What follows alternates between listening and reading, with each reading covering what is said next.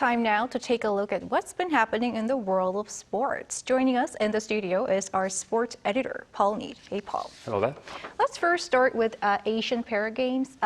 South Korea has its first medal. What can you tell us? Yes, a silver medal, and it came from Smile Racer herself, the sprinter Jeon Min-jae. It came earlier today, actually, in the 200-metre T36 category. She finished with a time of 31.27 seconds. From lane 5, she got off to a good start and at one point was in the lead, but she finished second behind Shi Yiting of China, who set a new world record of 28.17 seconds. For Jeon Min-jae, her time was a season best. Incredibly, for the 46-year-old legend, the medal was her fourth in as many Asian Para Games. She actually made her debut back in 2008 at the Paralympic Games in Beijing.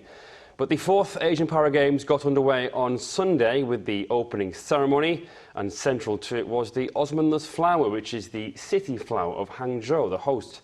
The Games run until Saturday, October the 28th. Right, and moving on to short track speed skating, the ISU World Cup in Montreal, Canada. Some gold medals for South Korea. Yes, there was 9 medals in total from 11 events, including 4 gold and 4 silver.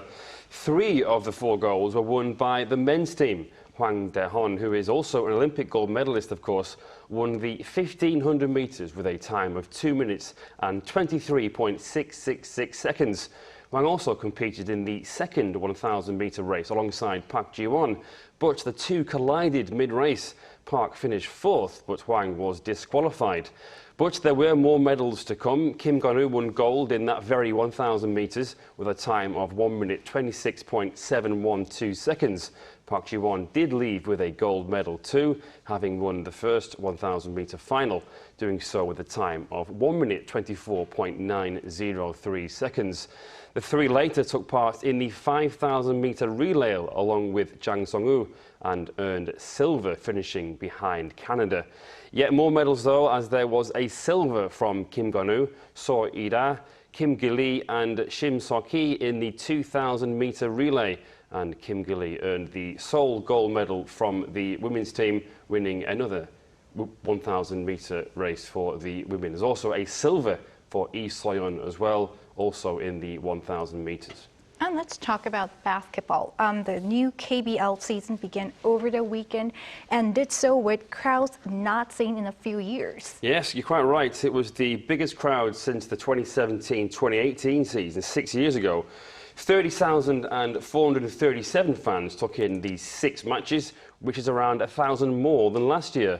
The biggest gate was in Busan, where Busan KCC Aegis beat Seoul Samsung Thunders 106-100.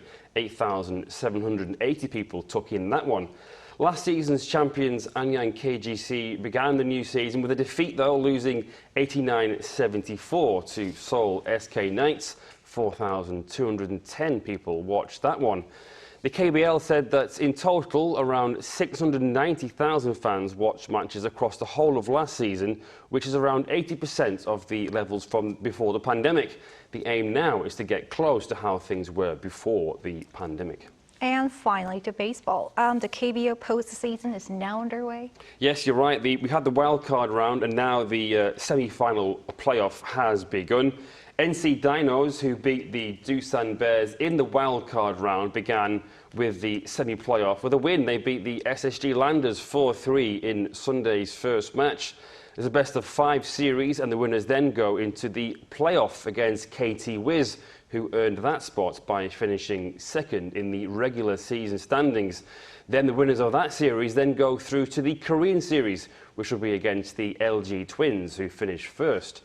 Game 2 begins at 6:30 this evening, with SSG really needing to win to make sure they do not have a mountain to climb.